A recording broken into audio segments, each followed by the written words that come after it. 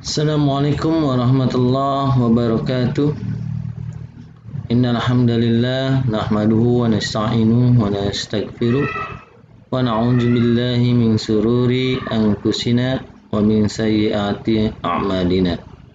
May yahdihillahu fala mudilla lahu wa may yudlil fala hadiya lahu. Asyhadu an la ilaha illallah wahdahu la syarika lah. Asyhadu anna Muhammadan abduhu wa rasuluh la nabiyya ba'dah. Allahumma salli wa sallim ala Sayyidina Muhammadin wa ala ali Sayyidina Muhammad. Amma ba'du.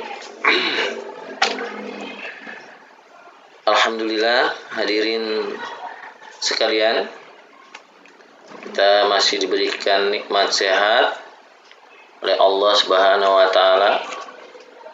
Dalam kesempatan video kali ini kita akan membahas sebuah materi lanjutan dari materi Al-Firaq, yaitu sejarah munculnya Al-Firaq Al-Islamiyah.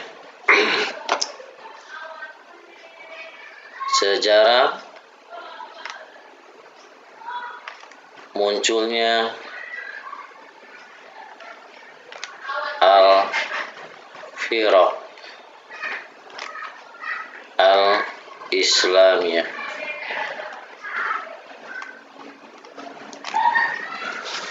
Hadirin sekalian, bid'ah dalam akidah dengan adanya Al-Firaq Al-Islamiyah ini yang telah diberikan kabar oleh Nabi Muhammad SAW, yang jumlahnya dalam beberapa redaksi hadis ada 72 bahkan lebih ya. Dan 72 golongan tersebut tidak begitu saja muncul dalam waktu yang berbarengan atau bersamaan, dan tidak begitu saja muncul dalam waktu yang bersamaan. Akan tetapi Al-Firaq yang 72 ini muncul dalam rentang waktu yang sangat panjang, dan di tempat yang berbeda-beda. Bahkan tempat tersebut berjarak saling berjauhan. Nah, masing-masing muncul karena suatu sebab. Jadi ada 72 golongan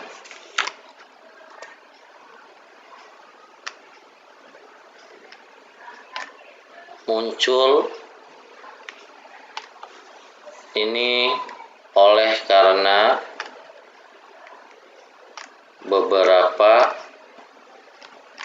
sebab yang telah kita bahas di video sebelumnya ya, beberapa secara umum.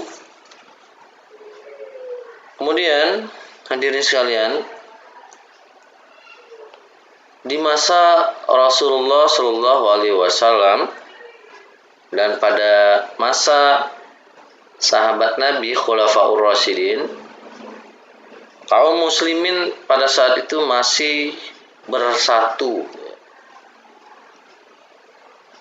Mereka satu akidah, mereka satu fikrah, mereka pada saat itu masih dalam satu jamaah atau dalam satu barisan yang dikomandoi oleh Nabi sendiri, yaitu Nabi Muhammad SAW, dan juga oleh Khulafaur Rasyidin.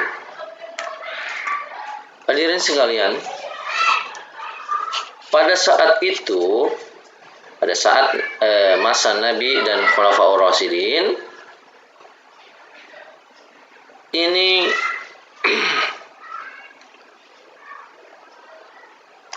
jika ada perselisihan di antara mereka, ini pada saat zaman Nabi ya, pada masa zaman Nabi dan Khulafaur Rasyidin,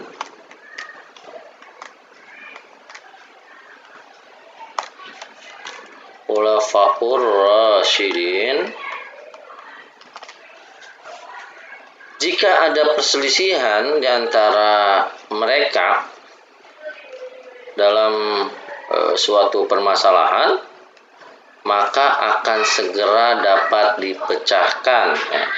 Karena mereka langsung mengembalikan masalah tersebut kepada Al-Quran dan As-Sunnah. Jadi pada masa itu, jika ada perselisihan akan gampang, maka bisa langsung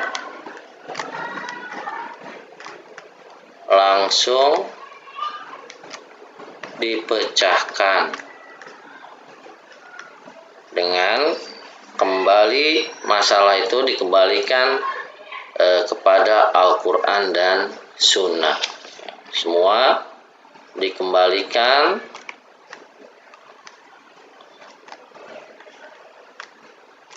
kepada Al-Quran dan Sunnah.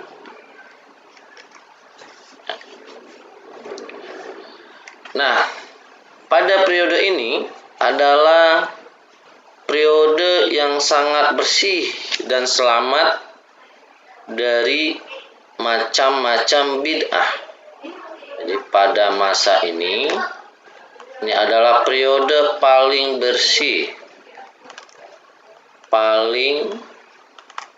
bersih dari bid'ah, dari macam-macam bid'ah. Periode paling bersih dan paling selamat adalah pada masa zaman Nabi dan Khulafaur Rasyidin, ya. Islam saat itu masih sangat bersih daripada bid'ah, ya. Atau bisa disebut juga sebagai masa keemasan bagi persatuan umat Islam dalam akidah yang satu, ya, yang tidak ada satupun perselisihan dan perpecahan. Hadirin sekalian, kenapa itu bisa terjadi pada masa itu? Kenapa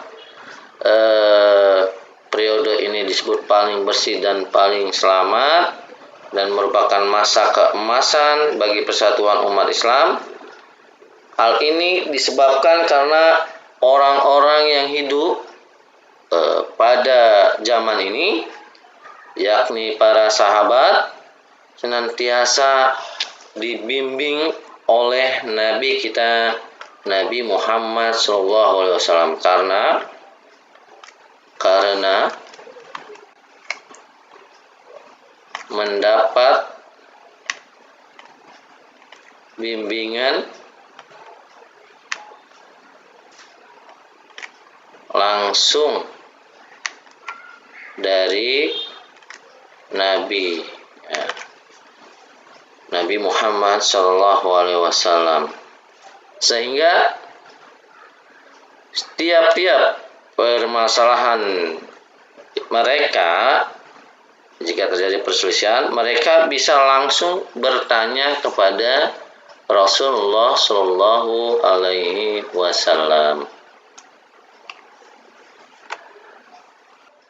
Penyusun kitab Miftahu Sa'adah, yaitu Ibnu Qayyim al-Jauziyah, pernah berkata di dalam kitab Miftahu Sa'adah, yaitu Ibnu Qayyim al-Jauziyah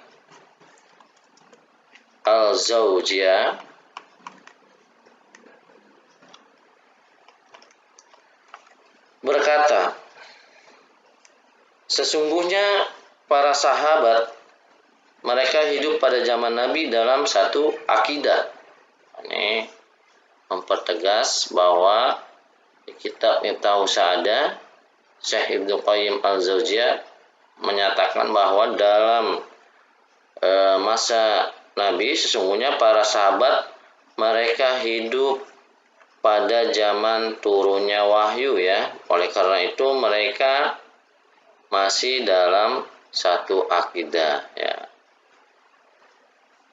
Mereka dimuliakan oleh Allah Subhanahu wa taala karena persahabatannya dengan Nabi kita, Nabi Muhammad SAW ya.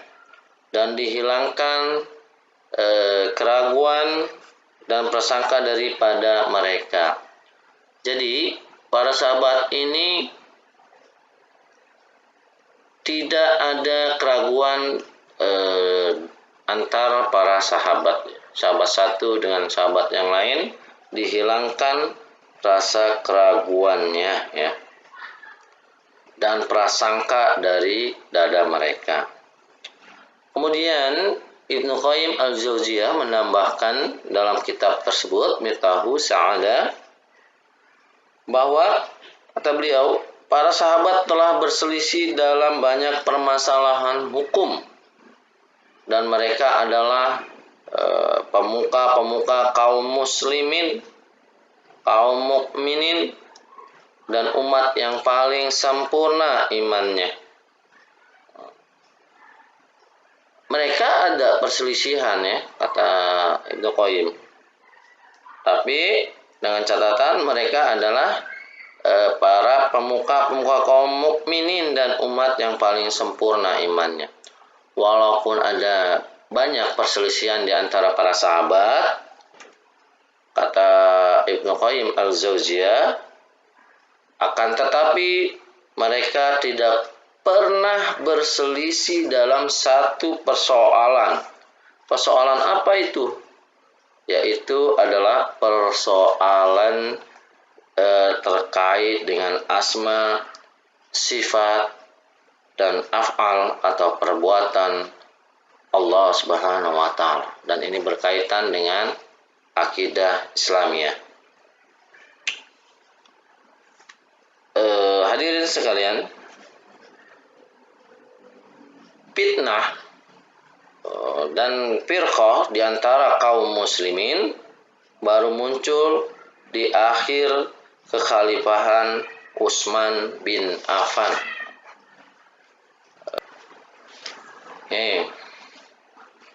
Hadirin sekalian, fitnah dan firqah,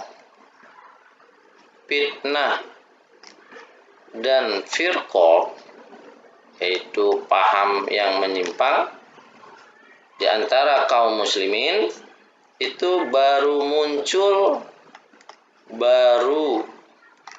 muncul di akhir kekhalifahan Utsman bin Affan, yaitu ketika sekelompok orang yang menuduh Utsman bin Affan bertindak kolusi. Ini ada ketika terjadi tuduhan terhadap Utsman ya, yaitu tuduhan kolusi dengan mengangkat para gubernur dari kalangan kerabat-kerabatnya Utsman bin Affan. Ini tuduhan dari kaum atau sekelompok yang penyebab muncul fitnah dan firqah ya, baru muncul di akhir kekhalifahan Utsman bin Affan ya. Tuduhan tersebut akhirnya berlanjut pada pembunuhan Utsman. Akhirnya ini berlanjut terbunuhnya Utsman bin Affan atas ketidaksukaan sekelompok orang tersebut menuduh sahabat Nabi Utsman bin Affan menuduh kolusi karena mengangkat para gubernur-gubernur kekhalifahan dari kalangan kerabatnya Utsman bin Affan ya. Kemudian mereka tidak senang, berlanjutlah pada pembunuhan Utsman bin Affan oleh kaum zalimin ya. Nauzubillah min dzalik. Dari sinilah berawal peristiwa berdarah antara kaum muslimin ya. Dari sinilah mulai terjadi peristiwa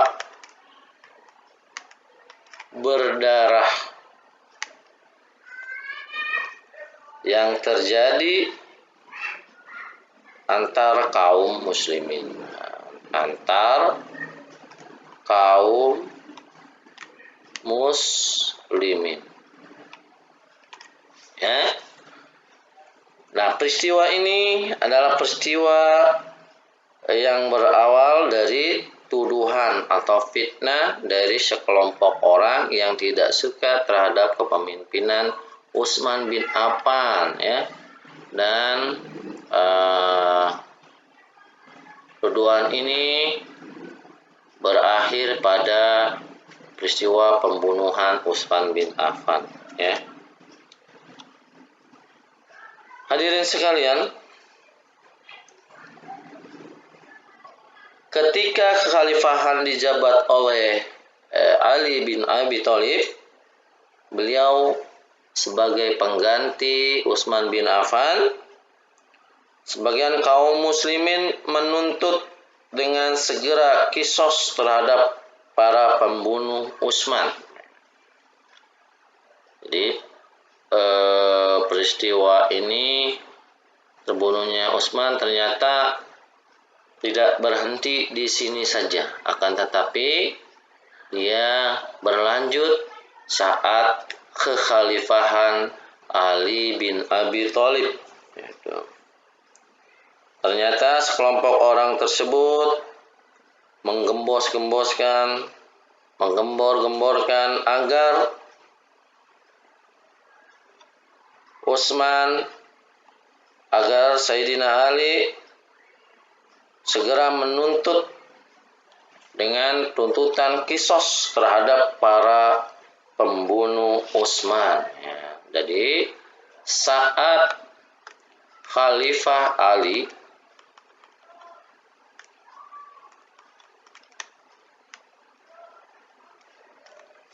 saat kekhalifahan Ali bin Abi Thalib, kelompok orang yang tadi di zaman Utsman dan akhirnya karena gaung yang disebarkan oleh kelompok tersebut, maka pada saat itu umat menuntut dengan segera kisos terhadap pembunuh Utsman ya. Ya, dituntut ya. Ini sahabat Ali dituntut untuk segera kisos ya. Kisos atas pembunuh Utsman ya. Terjadi polemik di mana Khalifah Ali dituntut untuk segera mengkisos pembunuh Utsman. Akan tetapi sahabat Ali bin Abi Thalib tidak segera memenuhi ya. Ini beliau sahabat Ali tidak segera memenuhi tuntutan tersebut ya. Namun Ali atau Sayyidina Ali tidak memenuhi permintaan mereka ya. Tidak segera memenuhi karena satu pertimbangan. Beliau Ali bin Abi Thalib, Sayyidina Ali ingin membenahi dulu ya. Ingin membenahi terlebih dahulu pemerintahan yang dibawahi oleh beliau ya.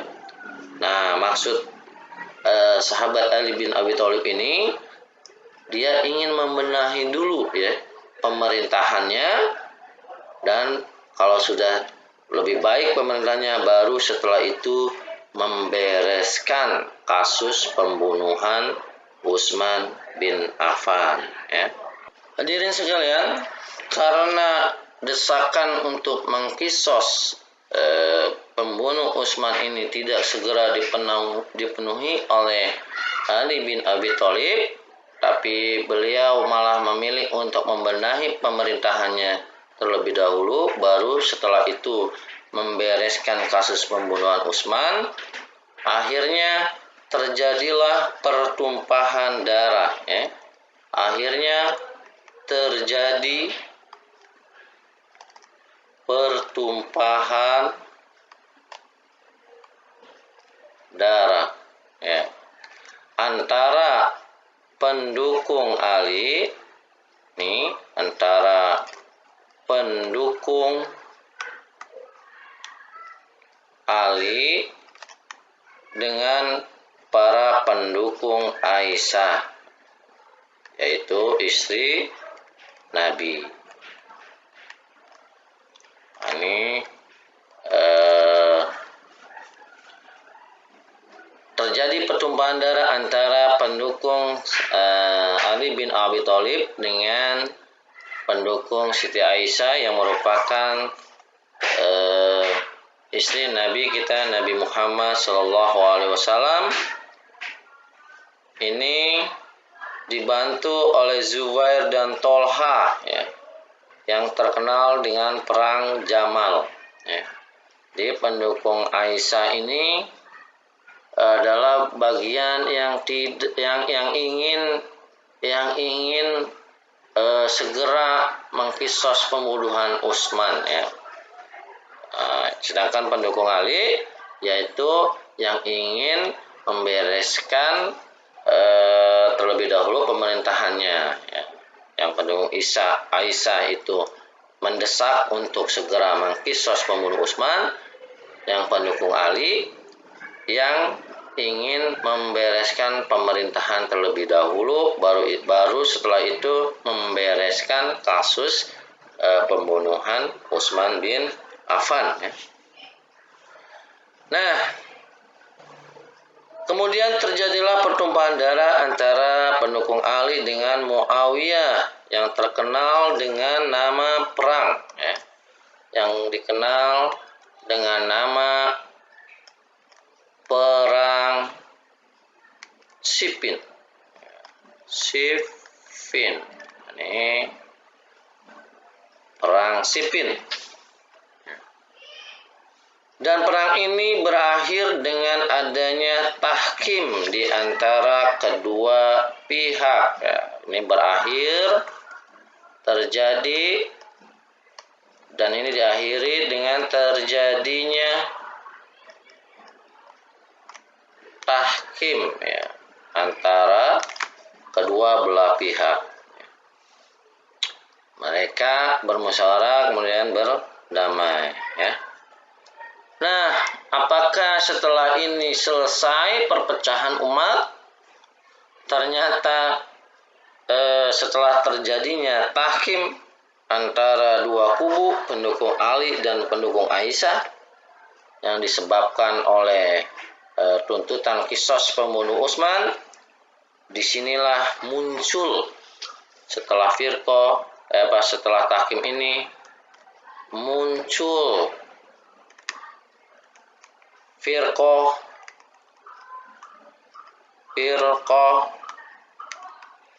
yang bernama Khawarij. Ini muncullah firqah yang bernama Khawarij ya. Setelah terjadi tahkim, kemudian berdamai antara pendukung Aisyah dengan pendukung Ali, maka muncullah firqah yang disebut dengan Khawarij.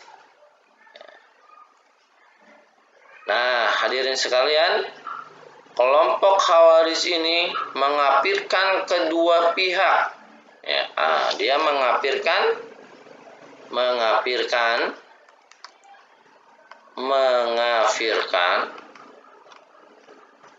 kedua pihak. Pihak yang mana yang dikafirkan? Yang tadi, pendukung Ali dan pendukung Aisyah. Kenapa? Menurut mereka, ya, tahkimur rijal. Menurut mereka, ya, kenapa? Menurut mereka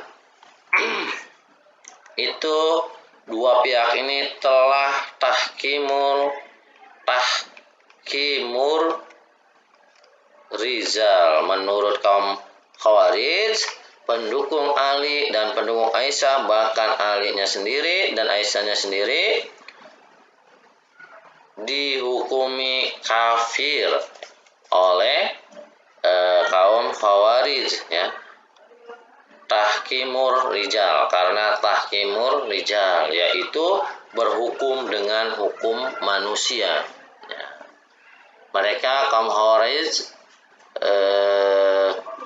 beranggapan bahwa dua kubu ini telah berhukum kepada manusia, yaitu mengambil keputusan hukum tidak dengan Al-Quran dan hadis menurut kaum Khawarij, ya.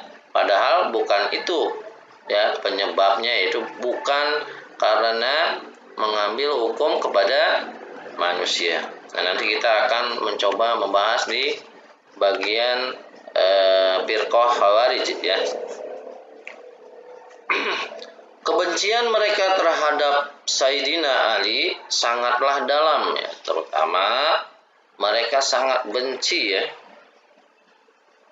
kepada Sayyidina Ali. Benci banget, ya, benci yang sangat mendalam, dan benci kepada Sayyidina Ali. Hadirin sekalian, ternyata kaum Khawarij ini tidak hanya membenci Sayyidina Ali, ya. Mereka juga membenci pendukung Muawiyah atau membenci Muawiyah, ya. Ini dia tidak hanya membenci Sayyidina Ali, tapi mereka juga membenci Muawiyah. Ini sahabat Nabi juga, ya, karena telah melawan khalifah yang sah, ya. Nah, jadi kubu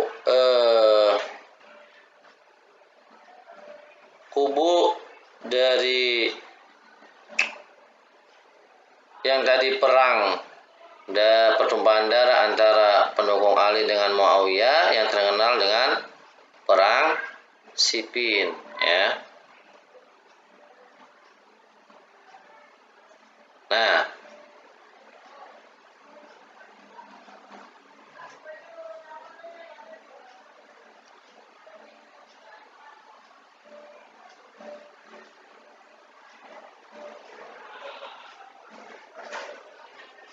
Nah, menurut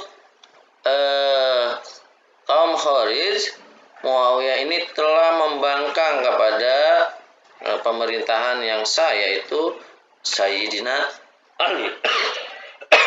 Telah membangkang pada khalifah atau pemerintahan yang sah, yaitu Sayyidina Ali, ya, di perang Siffin, ya.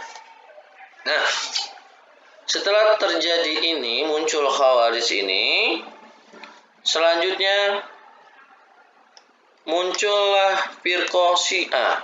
Muncul firqah Syiah ini berturut-turut, ya, di masa-masa terakhir, ya. Syiah, muncul firqah Syiah. Firqah Syiah ini yaitu firqah yang mengkultuskan, berlebihan ya, mengagungkan mengagungkan atau mengkultuskan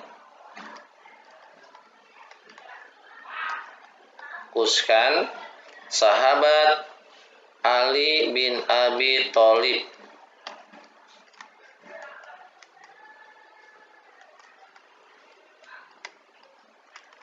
dan ahli bait. Ahli bait itu keturunan Nabi dari jalur Ali bin Abi Thalib ya. Inilah kaum Syiah ya, muncul setelah Khawarij ya. Di saat itu muncul. Hadirin sekalian, Syekhul Islam Ibnu Taimiyah pernah berkata ya, bahwa Ibnu Taimiyah pernah berkata bahwa ahlu bid'ah atau ahli bid'ah, yang pertama kali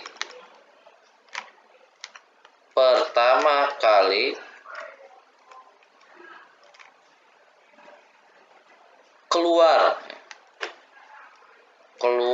dari jamaah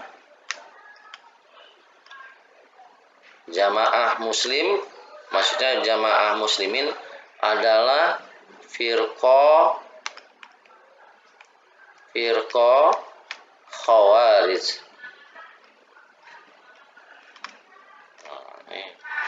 Ini Syekhul Islam Ibnu Taimiyah pernah berkata bahwa, kata beliau, kalau melihat sejarahnya ini yang tadi kita uraikan, ini cocok dengan perkataan Syekhul Islam Ibnu Taimiyah.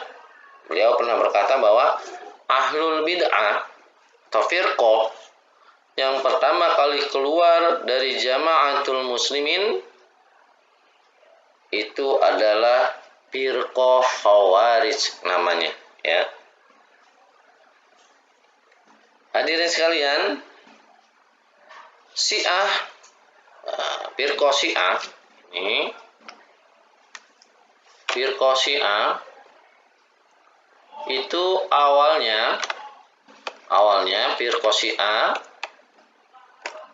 itu awalnya adalah sebuah kelompok yang mengaku sebagai pengikut setia Ali ya, dan menganggap bahwa yang berhak menjabat khalifah setelah Rasul wafat adalah Ali bin Abi Thalib. Akan tetapi lama-kelamaan berkembang ya, dan menganggap Ali sebagai nabi.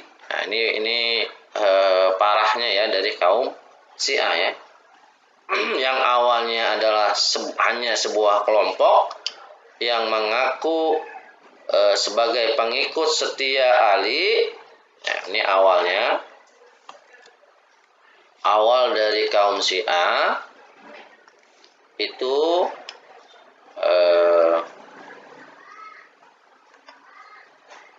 adalah pengikut setia Nabi. Awalnya dari pengikut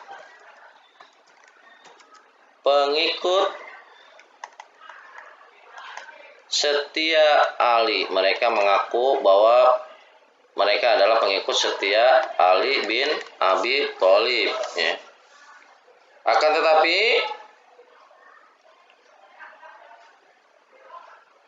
kenapa mereka sebagai pengikut setia Ali? Mereka menganggap bahwa, kata mereka, bahwa yang berhak menjabat khalifah setelah Rasul wafat, mereka bilang yang pantas adalah Ali bin Abi Thalib.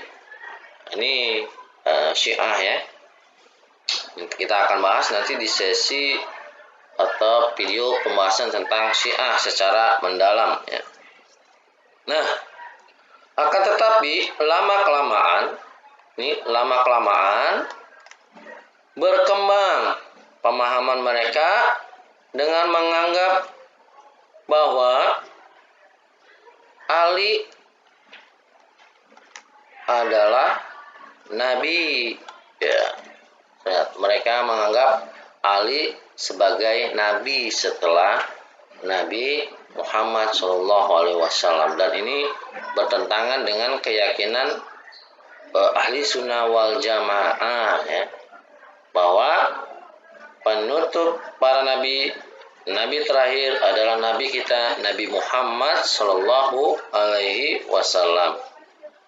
Akan tetapi tidak sebatas ini, ternyata berkembang lagi pemahaman mereka dan lebih ekstrim lagi. Mereka menganggap Ali adalah Tuhan. Ali adalah Tuhan. Ini pemahaman ekstrim dari kaum Syiah, ya. Hadirin sekalian, selain masalah takfir ini adalah menganggap kafir orang yang berbuat dosa besar.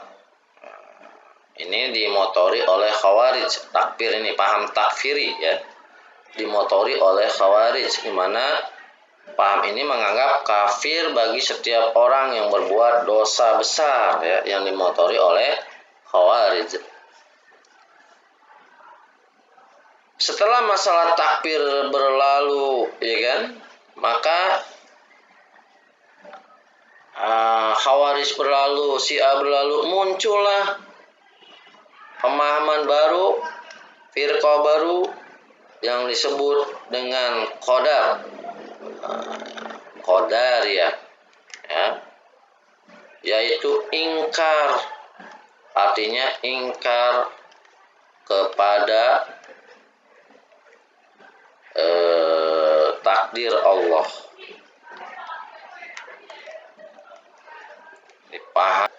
Paham Qadar ini atau Qadariyah ini adalah paham ingkar terhadap takdir Allah, ya. Nanti kita akan bahas di sesi firqah Qadariyah yang digagas oleh Ma'bad Al-Juhni dengan firqah Qadariyahnya. Ini penggagasnya, ya, firqah Qadariyah, ya, Ma'bad Al-Juhni. Firqah ini muncul pada akhir abad pertama Hijriah, ya. Ini aliran Qadariyah muncul pada akhir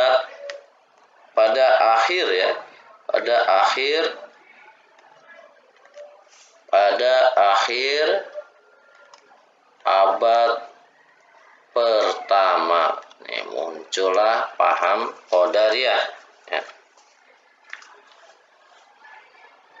Setelah berlalu waktu, hadirin sekalian, ternyata firqah baru bermunculan kembali. Muncullah firqah Murji'ah setelah itu, ya. Setelah itu muncullah firqah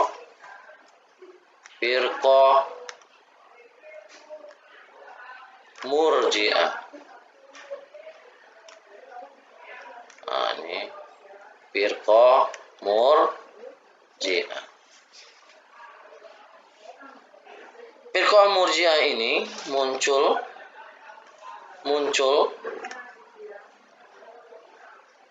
dalam rangka membantah atau mengkanter firqah Khawarij tadi dan firqah khususnya firqah Khawarij, ya, yang dikanter oleh firqah Murji'ah. Karena senangan dengan pemahaman Khawarij, maka firqah Murji'ah ini membantah pendapat-pendapat kaum Khawarij, yaitu membantahnya ini dengan bid'ah yang hampir sama atau semisal, ya, yang sudah kita jelaskan penyebab munculnya firqah, ya. Ini muncul pada saat akhir abad pertama juga, sama seperti aliran atau paham atau firqah Qadariyah ya, yang muncul pada akhir abad pertama Hijriah. Kemudian setelah firqah Murji'ah lahir atau muncul pada awal abad kedua Hijriah, ya, awal abad kedua Hijriah muncullah masalah taktil. Ini masalah taktil. Apa itu taktil? Yaitu yang meniadakan asma dan sifat Allah ya. Jadi kelompok atau paham di awal abad kedua Hijrah ini muncul masalah taktil ya, menyebarkan pemahaman taktil, yaitu yang meniadakan asma Allah atau asma Allah dan sifat-sifat Allah Subhanahu wa taala ya. Pencetus dari pemahaman ini adalah Ja'ad bin Dirham dan Jahm bin Safwan.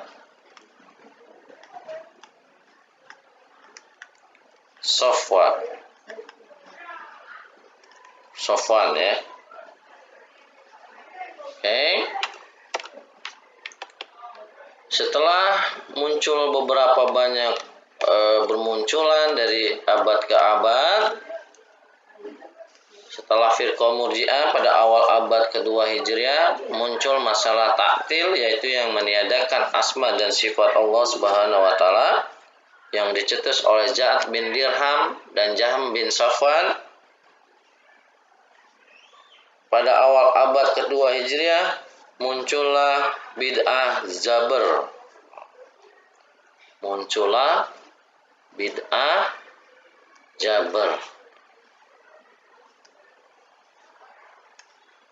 Nih, muncul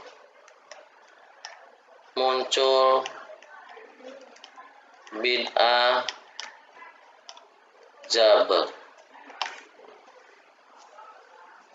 ya pada awal abad kedua Hijriah ya. Ada masalah taktil, karena masalah taktil yang dicetus oleh Ja'ad bin Dirham dan Jahm bin Safwan. Dan pada awal abad kedua Hijriah ini pula muncul bid'ah Jabr, yaitu manusia tidak punya irodah. Nah, ini pemahaman baru ya. Manusia tidak punya irodah. Irodah ini adalah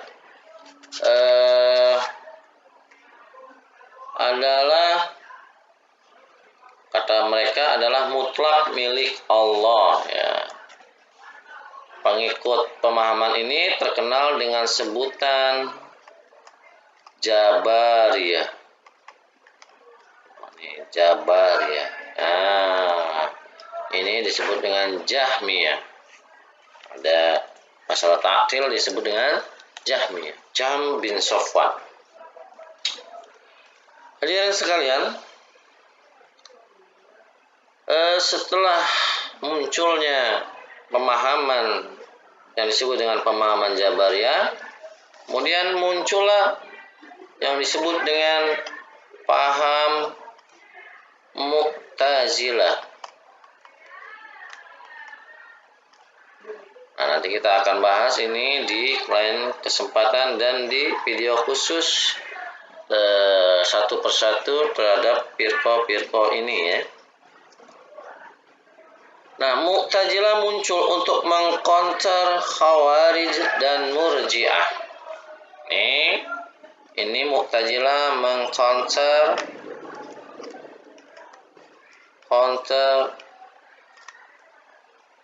Khawarij dan Murji'ah. Ya, Murji'ah dengan membawa pahamnya dibawa, yaitu yang terkenal adalah manzilah baina manzilaitain.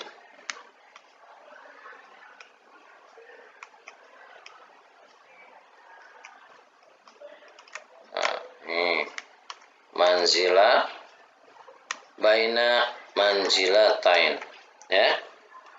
Mereka menganggap bahwa orang yang berbuat dosa besar berada di antara kedua kedudukan, ya, tidak muslim dan tidak kafir. Nah, ini menurut saya pemahaman yang rada aneh, ya.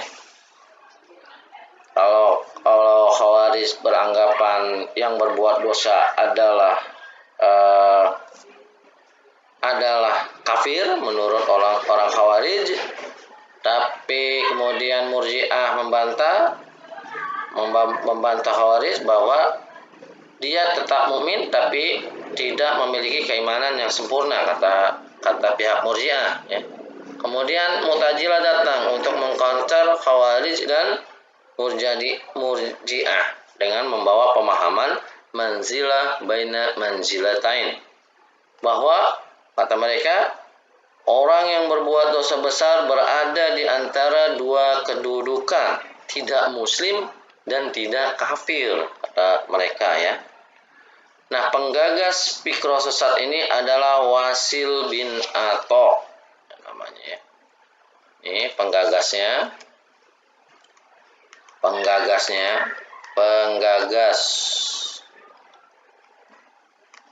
adalah Wasil bin Atha. Hadirin sekalian, masalah sifat-sifat Allah Subhanahu wa taala, ya. Masalah sifat-sifat Allah Subhanahu wa taala dalam kalamnya juga diperdebatkan, ya, oleh sebagian di antara mereka, ya, khususnya di antara firqah ini, ya. Masalah khalqul karim, di masalah sifat Allah Subhanahu wa taala ini diperdebatkan oleh mereka, ya, firqah tersebut, ya. Di antaranya adalah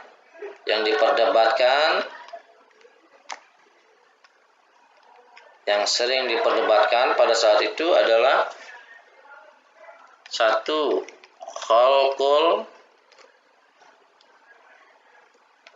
karim, ya, atau khalqul Quran. Quran. Nah, karim itu nama dari Al-Quran. Apakah Al-Quran itu makhluk atau bukan? Nah, ini perdebatan yang berkepanjangan pada saat itu, ya. Sampai sekarang pun masih ada, ya. Apakah Al-Quran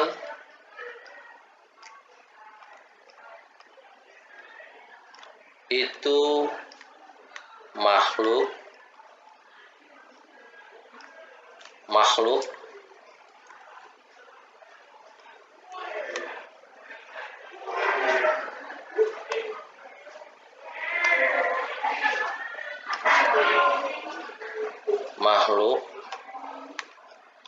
atau bukan?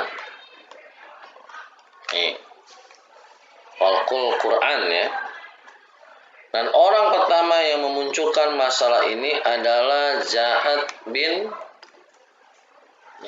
yang memunculkan pertama kali adalah Ja'ad bin Dirham, ya, yang kemudian diamini atau disetujui oleh Jahm bin Safwan, ya, Jahm bin Safwan, dengan menambah bid'ah baru, yaitu meniadakan sifat-sifat Allah Subhanahu wa taala. Itu bid'ah barunya adalah meniadakan sifat-sifat Allah.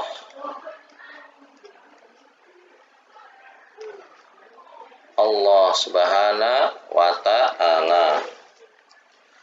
Nah, bid'ah ini mulai digulirkan pada masa kekhalifahan Bani Umayyah ya. Ini terjadi pada saat kekhalifahan